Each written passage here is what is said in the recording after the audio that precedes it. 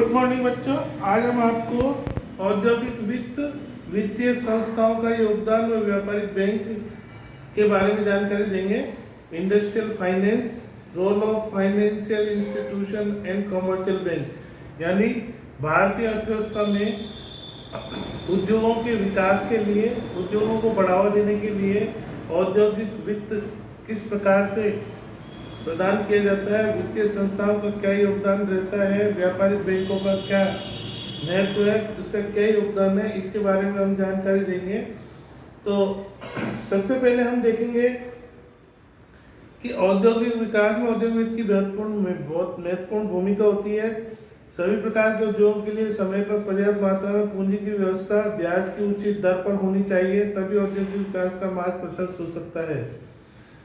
अब हम देखेंगे पूंजी की आवश्यकता को साधारणतः दो भागों में विभाजित किया जाता है। स्थिर पूंजी, अचल या स्थिर फिक्स या ब्लॉक कैपिटल।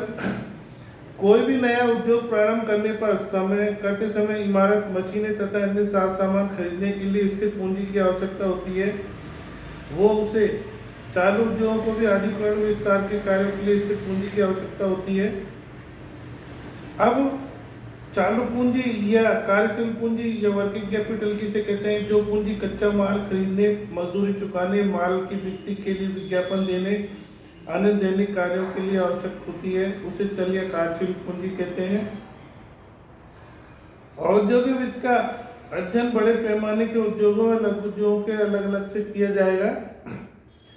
बड़े उद्योगों के लिए, बड़े पैमाने के उद्योगों के ये पूंजी के साधन कौन कौन से होते हैं, इसके लिए हम देखेंगे कि बड़े उद्योगों के लिए, बड़े पैमाने के उद्योग होते हैं, उनके लिए बड़ी मात्रा में पूंजी की आवश्यकता होती है। इसके लिए हमें कौन कौन से वित्तीय साधन या स्रोत होते हैं जिनसे पूंजी एकत्र की जाती है, इसके बारे में हम आपको बताएंगे।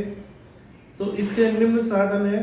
पूंजी बाजार, इसमें शेयर या ऋण पत्र, डिबेंचर आते हैं।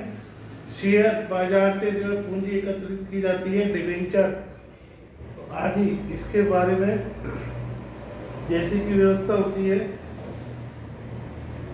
दूसरी बात, सार्वजनिक जमाएं, पब्लिक डिपॉजिट, जो लोगों का पैसा जमा होता है, लोगों की जो राशि जमा होती है, वो सार्वजनिक जमाओं के बीच में आती है। व्यापारिक बैंक जो कॉमर्शियल बैंक होती हैं, जो व्यापार करने के लिए, यानी कि बैंक केंद्रीय बैंक की सहायक बैंक होती है, व्यापारिक बैंक कहलाती है। ये जो बैंक होती है, ये व्यापारियों को ऋण देती हैं और उद्योगों के लिए ऋण देती हैं। और इसके अलावा चौथे नंबर पे सार्वजनिक वित्तीय संस्थाएं होती हैं, पब्लिक फाइनेंशियल इंस्टीट्यूशन होते हैं। और इसके बाद एक संस्था है जो निम्न इसमें आती है: भारतीय जीवन बीमा निगम, लाइफ इंश्योरेंस कॉर्पोरेशन, IFCI, भारतीय औद्योगिक वित्त निगम, ICICI, भारतीय औद्योगिक साख एवं निवेश निगम लिमिटेड, भारतीय यूनिट ट्रस्ट ऑफ इंडिया, भारतीय औद्योगिक विकास bank, IDBI, industrial development bank of India, पूर्व में भारतीय औद्योगिक पुनर्वित्त बैंक IRBI, 17 मार्च 1997 से भारतीय औद्योगिक निवेश बैंक लिमिटेड में परिवर्तित कर दिया गया इसका नाम। भारतीय सामान्य बीमा निगम और उसकी सहायक इकाइयाँ, भारतीय निर्यात एवं आयात बैंक। इसके अलावा कई निगम और वित्त के नाम से जुड़े हुए हैं, जिसका हम वर्णन आपको बाद में बताएंगे।